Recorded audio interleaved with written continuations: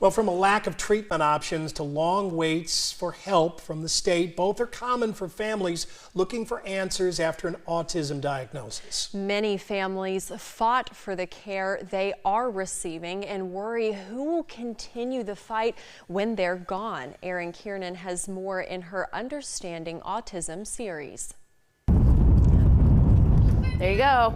Pizza. In some ways, the Enyart home is just like any other. He's ignoring us like a normal teenager. Aren't you, bud? Kids more interested in food and iPads than in mom and dad. She's like, I just want to get it done, so you leave me alone, right? Yeah. Oh, Harper.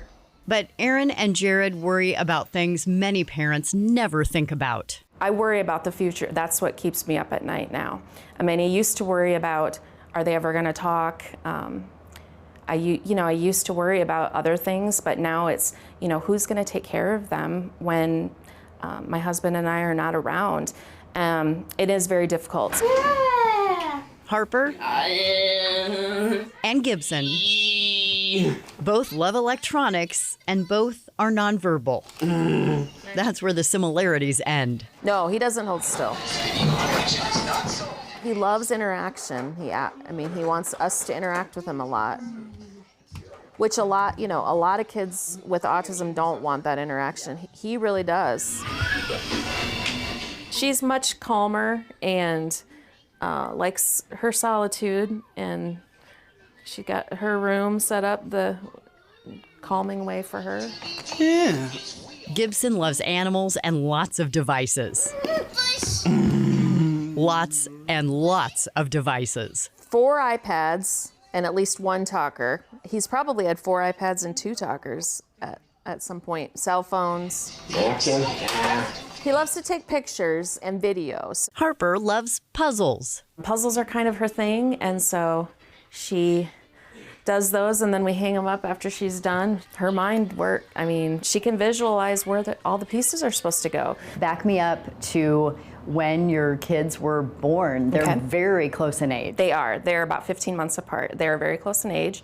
When they were babies, did everything seem normal? Yeah, everything seemed normal. I did start to notice some things around 9 months that I was a little bit nervous about.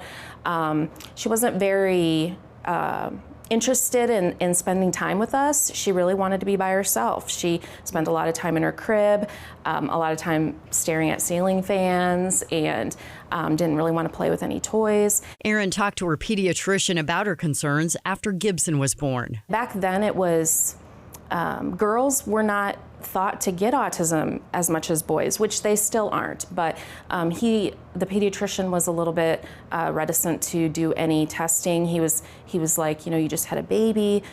She's probably regressing because you had a baby. Harper was eventually diagnosed with autism a few months after her 2nd birthday. Is that Swiper behind the bush? Gibson by 18 months. He did line up his toys a lot, and he did do a lot of stimming behaviors, which at the time were different than my daughter's stimming behaviors. He had some verbal skills when he was younger, and we kind of thought, well, maybe we're out of the woods. It was difficult for my husband to accept the diagnosis. I was very quick to just say, okay, this is what we're going through, and I got him in the therapies, I got him in to the school, and he kind of was on the sidelines a lot of the time. How's it been on your marriage? Yeah. In the beginning, it was very difficult. My husband, in fact, he told me last night when I was talking to him about this, he said, you can tell them how difficult it was. It was very difficult. It's much better now, but it's exhausting. We've had 1 night away in 17 years, essentially. And there is very little rest at home. My kids do not sleep. They're usually up around 3, and then they'll stay up for most of the day. It's exhausting, and it affects your health, and it just affects everything. When these two are awake, there's no letting your guard down. Elopement, getting, there's just dangerous things. Even no matter how much your house is child-proofed or autism-proofed, they always find, a way. You have to constantly be, ready for that. It's relentless. Being on, constant anxiety all the time about what's going to happen. Managing that anxiety is hard for everyone. Finding the right therapies can help, but it's not easy. There's a lot of research, a lot of trial and error. There's a lot of trial and error. A lot of things don't work. All parents advocate for their kids, but this is next level. It is. It is. And you have to know. And I think it's difficult at the beginning because you're like, what do I ask for? What am I supposed to get? As they get older, your needs change and you have to adapt what you're looking for. Erin wants to help other families. That's why she's been on the Autism Society of Iowa's board for several years. She says autism awareness is important, but the focus now is on acceptance. I just want my kids to have the best life and be happy and healthy and have a lot of love, and that's what everybody wants. So yeah.